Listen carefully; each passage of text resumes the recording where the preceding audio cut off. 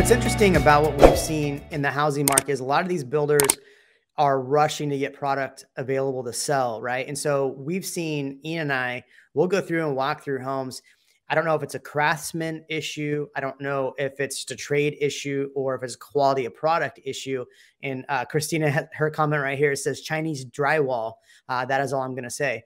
But I feel like homes that have been built since really late, I'd say probably 2021 and on, like, I just don't feel the same quality is there. And I think that's what Ian's trying to get at is, do you think homes are being built with lower quality products, or they're just the same quality of product? One just takes longer to get here. Well, no, because I mean, when you have new foreign imports, the quality of those new foreign imports are generally less quality than the ones you were getting before that, from the other manufacturers. That's the reason why you're able to get them, is because they're a cheaper product. Nobody else wants them, right? So there is that involved with it.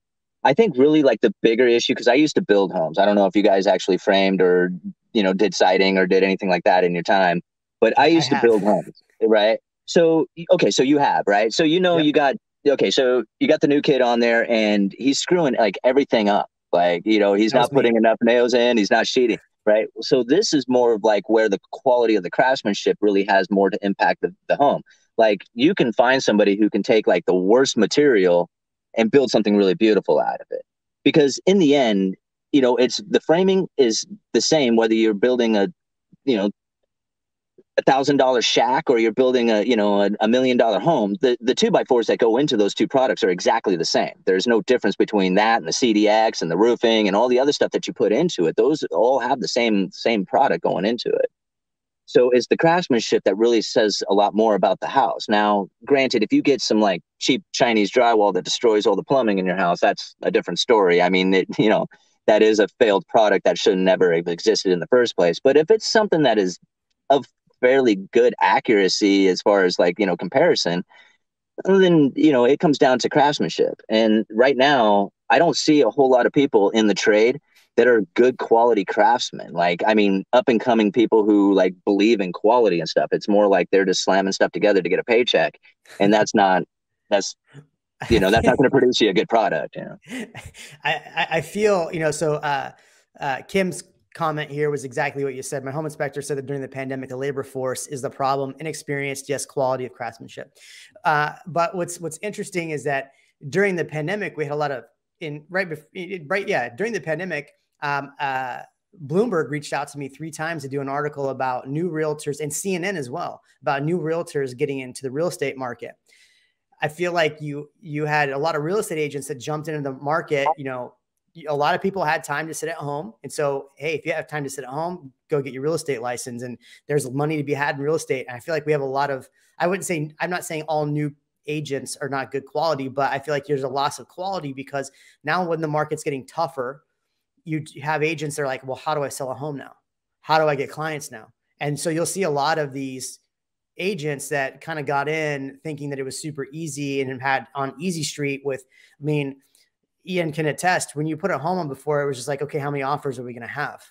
Right? Like how many multiples of offers? Now, like we're having to do videos for every listing. We're having to go out and spend money on mailers. We're having to spend money on stuff just to get a home sold.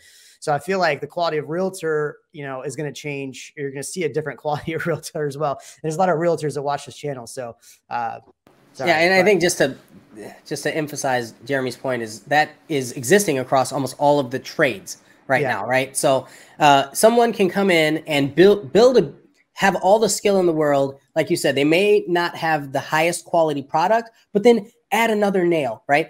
Double it up, triple board it or something. Like there are ways around it, but you have to have that experience or that knowledge to be able to do exactly that. So you have somebody who comes in untrained, they work off of a script. Hey, put 2 nails in this board, make it happen.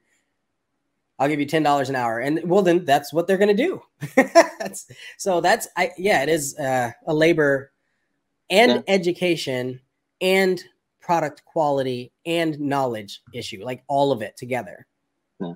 Well, and I think a lot of people end up becoming overconfident in what they are doing. Like, I seen a lot of people who were like talking to me at the bar about all the money they're making in the stock market. And I'm trying to like, think, okay, well, you do realize that as long as you had money in the stock market, you were going to do well. Do you know when to pull out? Do you know when to get your money back? Do you know how to actually trade? Because I follow the economy pretty well, and I don't know if I could be a good day trader or stock trader or anything else like that. I do put some money into the stock market. I found my, little portfolio that I kind of work with. But when you have a market in which that is just skyrocketing every day, and you can just put a little bit of money towards anything and it goes up, you start believing that you can do it with just about any time in history, not realizing that you're going to have to suffer through downturns. And if you don't know about that, you're going to end up feeling a lot of pain. And now I'm going to the bar and people are shaking their heads talking about all the money they lost in the stock market and the crypto market and stuff. And I was just like, well, you guys didn't have the stomach for it, huh? You didn't know what you were doing. You didn't, and so that's really where like anything goes. I mean, whether you're selling real estate or selling, the deck packages or, doing anything, if you don't have the skills and the history to go along with different times, like when things are really easy, you put a house out there and you're getting listed, people offering before you even have a chance to even show it to them. That's not a hard market to work in, right? I mean, you could just like, all you have to do is just know the process of it and you're going to sell that house. But then when it comes to the time where you actually have to know how to sell a house, like to be able to say the right words and to ask the right questions and to be able to get the people to actually sign and follow through on the deal, that takes skill and knowledge and time and, wisdom to do that. That's not something that you get for, a years of experience, so just 1 year of experience. You have to be in it for a while, I think that's really important what you said about the stock market and people getting in the stock market and making money in the stock market. I feel that over the last 2 years, we saw in real estate about a 10-year run in about 2 years. What I mean is typically on average, you see about, especially in Austin, prices rise between 6 and 9%. So over 5-year period, you have, 25, 30% equity more in a home. And we saw a lot of that happen within 2 years. And so now people are freaking out because the market's slowing down and they're going, oh no, I'm going to lose money if I buy a home. Well, the reality is if you're buying a home, you shouldn't worry about, you should worry about prices coming down, but if you're owning, you should worry about it if you're going to sell in 2 years. People started treating homes like stocks. The longer you stay in the stock market, the more you have the opportunity to continue to earn over time. Same thing with a home. I saw this graph. It was like the amount of money you make on average over a home. It was like 10 years, 20 years, 30 years, 10 years, like 155, I think 259 and like $350,000 over a 30-year time frame. I think a lot of people saw quick gains and now they're like really worried because they see those quick gains and they're not thinking about a home as a long-term investment. Yeah. Well, just me personally, because like you said, last year, I had no idea what I was going to do. Like prices of homes were expensive. I had to find a place to rent. There was nothing to rent in Astoria. Like literally nothing to rent. It was just amazing. There was 3 places and they were like off the charts expensive and they wouldn't let me bring my dog. So it was like, I had to leave the area. Like I was like literally just, there was going to be no place for me to live if I didn't buy a house. And so I was forced into it. I really felt like that. And then not to mention, I had a foreclosure in my past within the last 5 years. So I couldn't even get like, your typical loans that, most people would get for like less money down. I had to come up with 10% down and on an expensive home already. So I ended up putting 10% down and then had the home price go up by close to $100,000 after I purchased it to today. So like all this doesn't make like a lot of sense to me to see how home prices move up that far.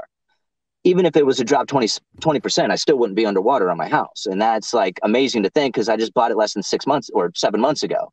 So that doesn't like, even that in itself wouldn't make sense. And I don't know. I guess the idea of like houses being a form of income for a person, it's like, I could see a house doing that if that's like your game, like, your flipper, your speculator or something like that. But if you're buying a home, you think about it, that's what it is. It's your home, right? Don't care. Like don't stress about what the value of that home is. It doesn't matter to you. Just be happy that you can make the payments, I guess, and that you're going to be able to, to have a place to go home too.